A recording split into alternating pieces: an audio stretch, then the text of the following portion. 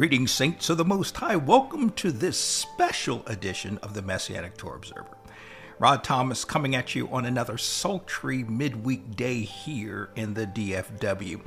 I want to thank you for taking the time out of your busy schedules and lives to fellowship with me. And as always, beloved, it is my heartfelt hope, trust, and prayer that this installment of TMTO finds you, your families, and your fellowships well and blessed.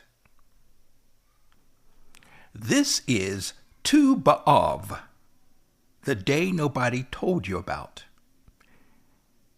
Now, this may be somewhat of a yet another controversial post, in that it is meant to be an informative teaching on yet another Jewish traditional holiday, kind of in the same vein as Tisha B'Av was last week.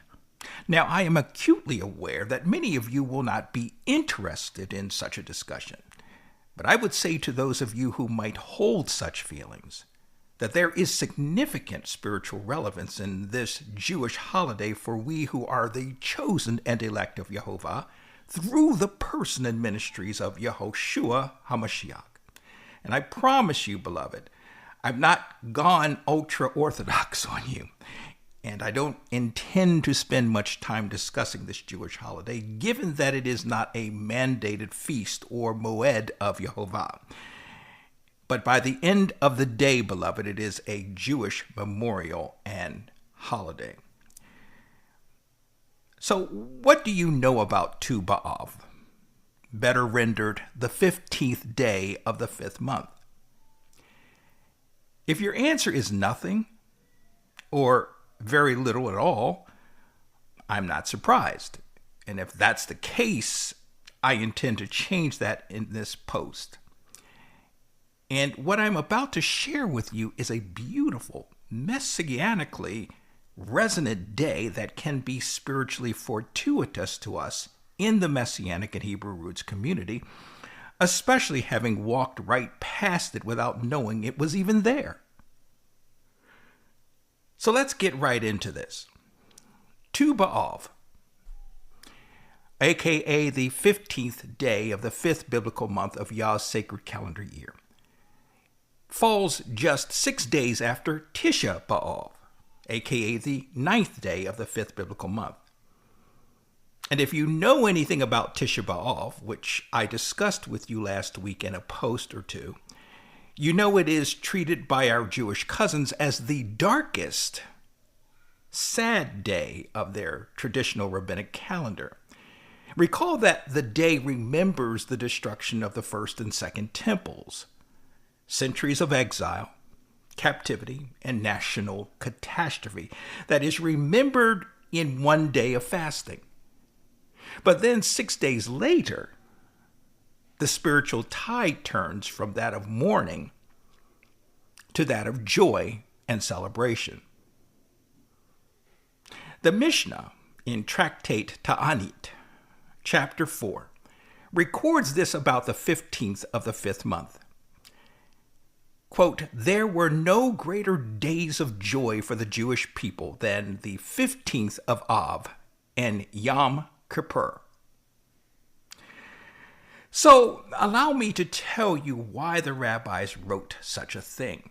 You see, beloved, several events occurred in Israel's history, supposedly on this day of Tisha B'Av, that speak directly to where many of us are right now in our respective journeys towards the kingdom. First, the death decree was finally lifted. What do I mean by that? Well, for 40 years in our wilderness sojourn, an entire generation was condemned to die without entering the land of promise. And I would refer you to Numbers or Bamidbar, chapter 14, verses 26 through 35. Recall that Yah rendered this condemnation as a consequence of our refusing to trust him at the border of Canaan. And this condemnation day is memorialized by our Jewish cousins in their Tisha B'Av memorial tradition. But then, on the 15th of Av, that is the 15th day of the 5th month of Yah's sacred calendar year, The last of our condemned generation had died. Look over in Numbers, or Bamidbar, chapter 14, verses 26 through 35. And the Lexham English Bible reads, beginning at verse 26, "And Yahweh spoke to Moses and Aaron, saying," verse 27, "How long will I bear this evil community who are grumbling against me? I have heard the grumbling of the Israelites, which they are making against me." Verse 28, "Say to them, surely as I live, declares Yahweh, just as you spoke in my hearing, so I will do to you." Verse 29, "In this desert your corpses will fall, and all your counted ones according to all your number, from 20 years old and above, who grumbled against me." Verse 30, "You yourselves will not come into the land that I swore by oath to make you to dwell in it, but Caleb, son of Jephunneh, and Joshua, son of Nun." Verse 31, "But your little children, whom you said would be plunder, well, I will bring them, and they will know the land that you rejected." Verse 32, "But for you, all your corpses will fall in this desert." Verse 33, "And your children will be shepherds in the desert 40 years, and you will bear your unfaithfulness until all your corpses have fallen in the desert." Verse 34, "According to the number of the days that you explored the land, 40 days, a day for each year, you will bear your sins 40 years, and you will know my opposition."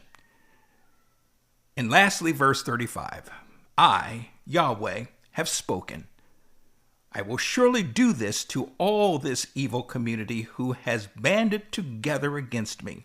In this desert they will come to an end, and there they will die."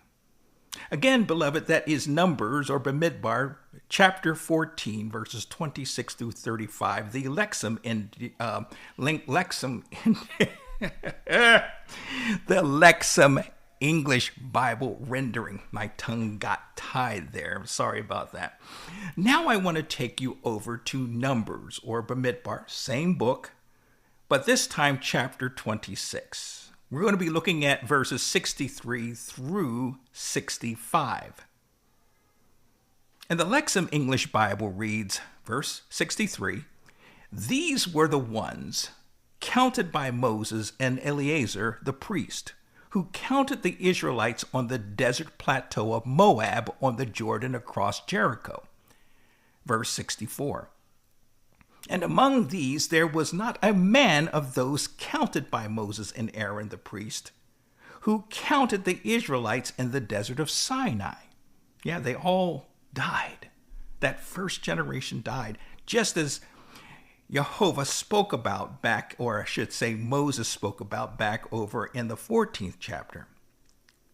Continuing, verse 65, "For Yahweh said to them, they will surely die in the desert, and not a man was left over from them, except Caleb, son of Jephunneh, and Joshua, son of Nun." Again, Numbers, Bamidbar, chapter 26, verses 63 through 65. Now, going over to Deuteronomy. We'll be looking at chapter 1, verses 34 through 40. And again, the Lexham English Bible reads, "Then Yahweh heard the sound of your words, and he was angry.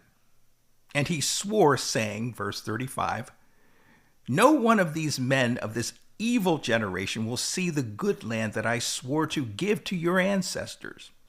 Verse 36, "Except Caleb, the son of Jephunneh, he himself shall see it.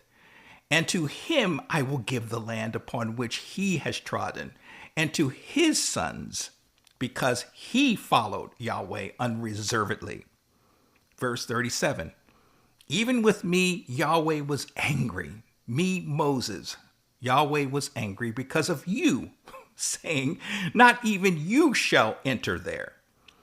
And verse 38, "Joshua, the son of Nun, your assistant, will go there. Encourage him, because he will cause Israel to inherit it. Verse 39, and your little children, who you thought shall become plunder, and your sons who do not today know good or bad, shall themselves go there, and I will give it to them, and they shall take possession of it. And finally, verse 40, but you turn and set out in the direction of the wilderness by way of the Red Sea. Again, Deuteronomy chapter 1, verses 34 through 40, the Lexham English Bible rendering. And then on over to Deuteronomy chapter 2, verse 14. And it reads, now the length of time that we have traveled from Kadesh Barnea until the time when we crossed the Wadi of Zered was 38 years, until the perishing of all of that generation. That is the men of war from the midst of the camp, as Yahweh had sworn to them. And finally, Joshua chapter 5, verses 5 and 6. And the Lexham English Bible reads, for 40 years the Israelites traveled in the wilderness until all the nation, the warriors that left Egypt, perished, because they did not listen to the voice of Yahweh. To them, Yahweh swore that they would not see the land that he swore to their ancestors to give us, a land flowing with milk and honey. And so when we of the second generation looked up, and we saw the full moon that day, we understood that the condemnation decree had come to a sobering conclusion, and we were finally released by Yehovah to move forward in taking possession of the land. This according to Joshua chapter 5, verses 8 through 12. You see, Yehovah's judgment had run its full course, and now it was time to move into the next chapter of our journey to the kingdom. And this is all referenced in Talmud Bavli, or the Babylonian Talmud Ta'anit 30b to 31a. Second, we have the tribe of Benjamin was restored. This all still is Tisha B'Av. The tribe of Benjamin restored. So after the devastating events of Judges, chapters 19 through 21, and I would encourage you to go ahead and read those 3 chapters, you will find that Benjamin, the tribe of Benjamin, had been nearly wiped from existence as a result of a civil war in Israel and an oath we as a people swore in anger. And after the dust had settled, only 600 Benjamites remained in our nation. But then, according to Jewish tradition, on Tisha B'Av, the 15th of the 5th month, our nation relented, and we welcomed Benjamin back. Now, there is a whole backstory to this event that can only be appreciated if read in the book of Judges. But suffice to say at this point, beloved, the nearly lost of our nation were found. The nearly dead were restored to full covenant standing in our nation. And this is another reference found in Ta'anit 30b. Third, we have King Hosea ben Elah. And this is over in 2 Kings chapter 17, verses 1 and 2. Well, King Hosea ben Elah removed Jeroboam's border guards that had blocked our northern brothers and sisters from coming down to Jerusalem or Yerushalayim for the pilgrimage feast or Moedim of unleavened bread, Shavuot, and tabernacles or Sukkot. And this is found in 2 Chronicles chapter 30, verses 1 through 12. Thus, it was for a brief period in our nation's history that all Yisrael, all Yasharel, could once again come to Yerushalayim, to Jerusalem, and worship together, referenced in Ta'anit 30b. And fourth, Rome permitted burial of the martyrs of the Bar Kokhba revolt after the bodies had been left unburied for over a year. Reference Ta'anit 31a. Mishnah, Tractate Ta'anit 4.8, written about 190 to 230 AD, records that on this day, every year, talking about Tu B'Av, that the daughters of Jerusalem, put on white garments and went out to dance in the vineyards. Those white garments were borrowed, so that no woman would feel shame standing beside someone dressed better than herself. Every woman wore a white garment that day. Every woman was equal, dancing together in the vineyards. And it represents an image of the bride clothed in a righteousness that is not her own. Thus, Tu B'Av, beloved, the 15th of the 5th month, offers us a spiritual pattern to consider. A death decree lifted, a lost tribe restored, worship for all tribes restored. Yasharel, Israel's martyrs, finally laid to rest, and borrowed garments of white worn by joyful Israelis. Beloved, this is not just ancient Jewish history. We, the redeemed of the Most High Elohim, are meant to focus on. Rather, this is Master Yehoshua's pattern. The deepest grief always precedes the greatest joy. Tisha B'Av, the 9th of the 5th month, symbolizes Calvary's execution stake, or Stavros, the cross. But Tu B'Av, the 15th of the 5th month, 6 days later, symbolizes the resurrection. These two memorial days are separated by 6 days on the rabbinic calendar. And it is our Elohim who turns our mourning into dancing through the yearly reminders that these two memorial days offers us. Yah, through his prophet, stated the following: "The Spirit of the Lord Yehovah is upon me, because Yehovah hath anointed me to preach good tidings unto the meek.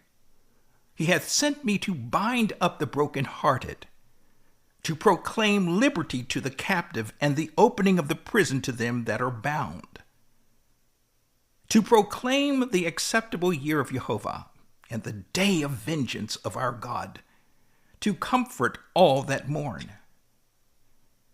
And here's the kicker: to appoint unto them that mourn in Zion, oh, hallelujah, to give unto them beauty for ashes, the oil of joy for mourning, the garment of praise for the spirit of heaviness, that they might be called trees of righteousness, the planting of Yehovah, that he might be glorified. Isaiah chapter 61, verses 1 through 3, the KJV rendering. Now, a brief word of transparency as we close out. As most of you know, we follow the observational calendar. When I say we, I'm talking about our home. We follow the observational calendar, which places the 15th of the 5th month on July 30th of this year. But the teaching of Tu B'Av belongs to all of us, regardless of which calendar we are led to keep. So allow me to say to you, again in closing, whatever Tisha B'Av season you are personally walking through today, whatever feels like destruction, exile, or an unpleasant decree that appears as though it will never lift, it will never end, I want to say to you, look up, rejoice. Your redemption draweth nigh. Luke 21:28.